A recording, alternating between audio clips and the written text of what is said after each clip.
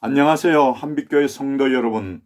조금은 변덕스러운 겨울 날씨가 계속되고 있는데 건강하게 잘들 지내고 있습니까? 오늘은 로마서 3장 19절부터 26절까지의 말씀을 읽고 하나님의 의란 무엇입니까? 라는 제목으로 묵상하며 큰 은혜를 누리기 원합니다. 제 성경으로 신약성경 243쪽입니다. 19절 말씀부터 읽겠습니다. 우리가 알거니와 무릇 율법이 말하는 바는 율법 아래 있는 자들에게 말하는 것이니 이는 모든 입을 막고 온 세상으로 하나님의 심판 아래에 있게 하려 함이라. 그러므로 율법의 행위로 그의 앞에 의롭다 하심을 얻을 육체가 없나니 율법으로는 죄를 깨달음이니라. 이제는 율법 외에 하나님의 한 의가 나타났으니 율법과 선지자들에게 증거를 받은 것이라. 곧 예수 그리스도를 믿음으로 말미암아 모든 믿는 자에게 미치는 하나님의 의니 차별이 없느니라. 모든 사람이 죄를 범하였음에 하나님의 영광에 이르지 못하더니 그리스도 예수 안에 있는 속량으로 말미암아 하나님의 은혜로 값없이 의롭다 하심을 얻은 자 되었느니라. 이 예수를 하나님이 그의 피로서 믿음으로 말미암는 화목제물로 세우셨으니 이는 하나님께서 길이 참으시는 중에 전에 지은 죄를 간과하심으로 자기의 의로우심을 나타내려 하심이니 곧 이때에 자기의 의로움을 나타내사 자기도 의로우시며 또한 예수 믿는 자를 의롭다 하려 하심이라. 아멘. 창세기 18장 20절 이하의 말씀을 보면 아브라함의 중보 기도를 들으신 하나님께서 죄악이 만연한 소돔과 고모라일지라도 의인 10명만 찾을 수 있다면 그 성을 용서하리라 하셨습니다. 그러나 10명이 없어서 결국 하나님은 유황과 불을 소돔과 고모라에 비같이 내리셔서 그 성들과 온 들과 그 성에 살고 있는 모든 백성과 땅에 난 것을 다 엎어 멸하셨습니다. 그러면 그때와 지금 우리가 사는 이 세상은 달라졌습니까? 크게 변하지 않은 것 같습니다. 또 로마서 3장 10절로 12절까지의 말씀을 보면 기록된 바 의인은 없나니 하나도 없으며 깨닫는 자도 없고 하나님을 찾는 자도 없고 다 치우쳐 함께 무익하게 되고 선을 행하는 자는 없나니 하나도 없도다라고 합니다. 오늘 우리가 먼저 생각해 볼 것은 첫 번째로 행위로 의롭다 하심을 얻을 사람은 없다는 것입니다. 마태복음 19장 16절 이하를 보면 어느 날 한 청년이 예수님을 찾아와 질문을 합니다. 선생님이요, 내가 무슨 선한 일을 하여야 영생을 얻으리까? 예수님은 그에게 어찌하여 선한 일을 내게 묻느냐? 선한 이는 오직 한 분이시니라. 내가 생명에 들어가려면 계명들을 지키라 하고 17절에 말씀합니다. 그런데 이 청년이 또 뭐라고 말합니까? 이 모든 것을 내가 지켰사온데 아직도 무엇이 부족하니까? 라고 20절에 말씀합니다. 살인하지 말라, 간음하지 말라, 도둑질하지 말라, 거짓 증언하지 말라 하는 10계명에 나오는 것들을 내가 다 지켰으니 그러면 된 것이 아닙니까? 라는 것입니다. 그런 그에게 예수님은 21절 말씀에서 내가 온전하고자 할진대 가서 내 소유를 팔아 가난한 자들에게 주라. 그리하면 하늘에서 보화가 내게 있으리라. 그리고 와서 나를 따르라 말씀하셨고 결국 재물이 많은 이 청년은 예수의 이 말씀을 듣고 근심하며 떠났습니다. 사람들은 흔히 이런 말을 잘 합니다. 그 사람 얼마나 착하고 정직한지 법이 없어도 살 사람이야. 그런 사람이 천국에 가지 못한다면 천국 갈 사람은 아무도 없어. 여러분, 정말 그럴까요? 시내산에서 하나님이 이스라엘 백성들을 불러 모으시고 율법을 주시겠다고 하셨습니다. 그리고 너희가 내 말을 잘 듣고 내 언약을 지키면 너희는 모든 민족 중에서 내 소유가 되겠고 너희가 내게 대하여 제사장 나라가 되며 거룩한 백성이 되리라고 출애굽기 19장 5절로 6절에서 말씀하십니다. 그런데 모세가 산에서 내려와 장로들에게 이 말씀을 전하자 백성들은 일제히 응답합니다. 여호와께서 명령하신 대로 우리가 다 행하리이다 라고 출애굽기 19장 8절에서 말씀합니다. 그러면 그들이 큰 소리 친 것처럼 다 지켰습니까? 어림도 없습니다. 모세가 시내산에서 십계명을 받아 내려오는 날 그들은 금송아지 우상을 만들어 놓고 춤추며 날뛰고 있었습니다. 이것이 바로 인간입니다. 사람의 기준대로 하면 착한 사람이 있겠지만 하나님의 기준에 맞는 의인은 아무도 없습니다. 20절을 함께 읽어보십시다.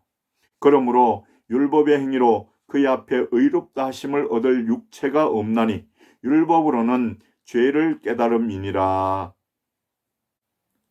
하나님이 정하신 율법을 잘 지켜 하나님 앞에서 의롭다고 인정받을 사람이 있다고 했습니까? 아닙니다. 없습니다. 율법으로는 그저 자신이 죄인임을 깨닫게 될 뿐입니다. 19절이 이것을 잘 설명해 줍니다. 우리가 알거니와 무릇 율법이 말하는 바는 율법 아래에 있는 자들에게 말하는 것이니 이는 모든 입을 막고 온 세상으로 하나님의 심판 아래에 있게 하려 함이라. 율법은 하나님이 세상을 심판하실 때 죄를 정하는 근거가 되는 것입니다. 그러므로 율법을 잘 지켜 하나님 앞에서 의롭다고 인정받을 생각을 한다면 잘못된 생각입니다. 그런데 유대인들뿐만 아니라 많은 사람들이 지금도 이 율법을 잘 지키기만 하면 의로워지고 구원을 받는다고 착각을 하고 있습니다.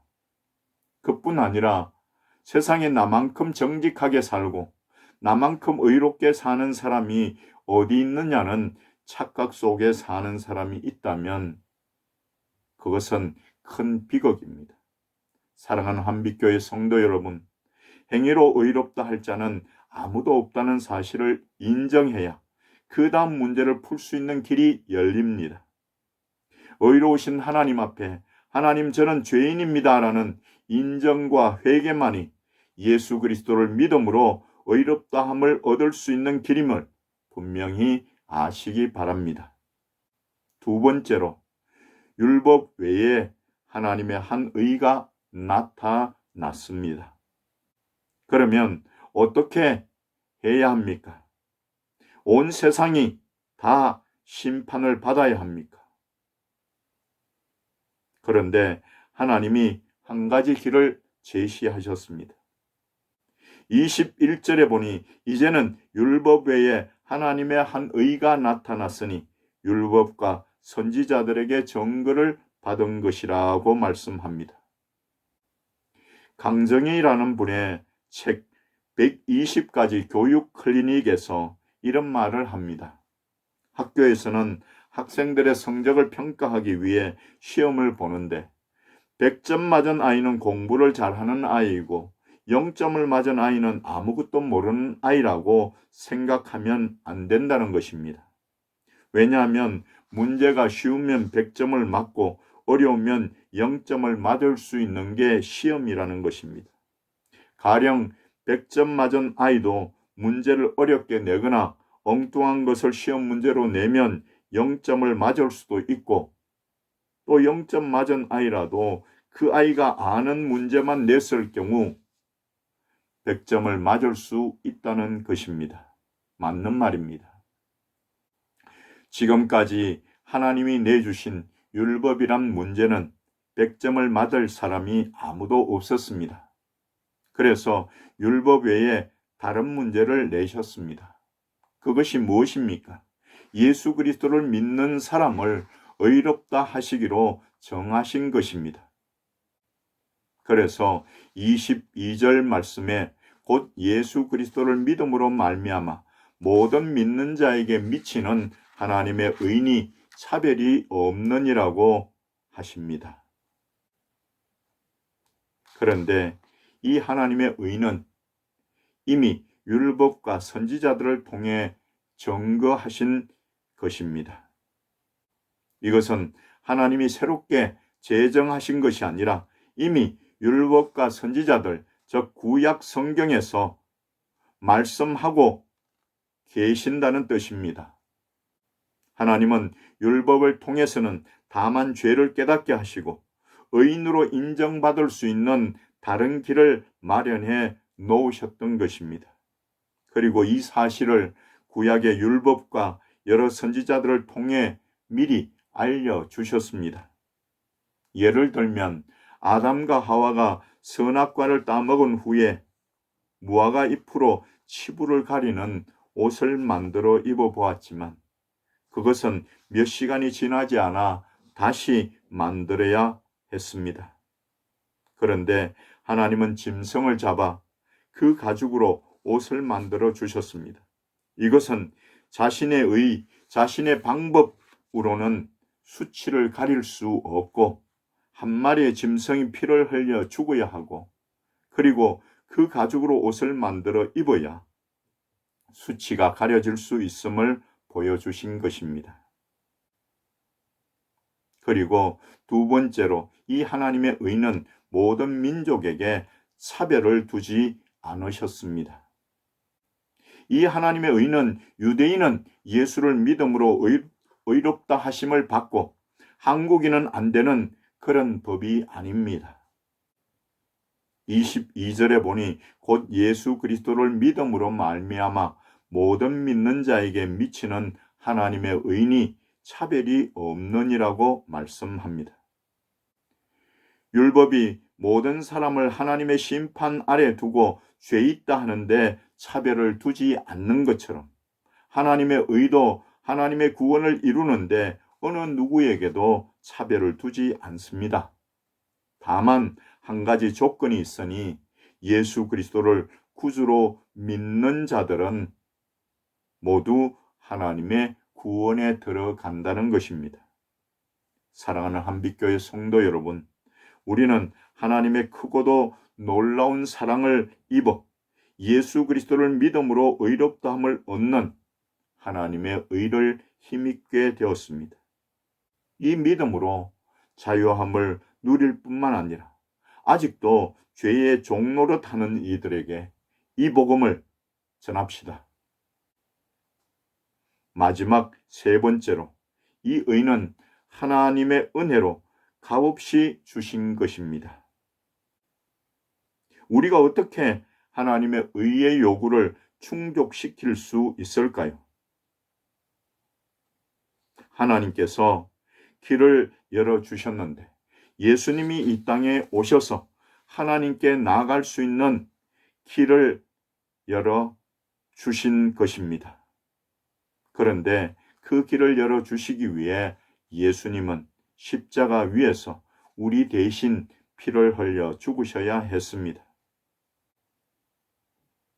여기서 값없다는 것은 값을 매길 수 없다는 것입니다.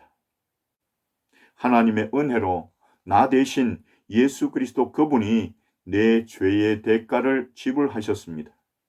24절 말씀에 그리스도 예수 안에 있는 속량으로 말미암아 하나님의 은혜로 값없이 의롭다 하심을 얻은 자 되었느니라고 말씀합니다. 여기서 속량이란 단어는 독특한 용어입니다.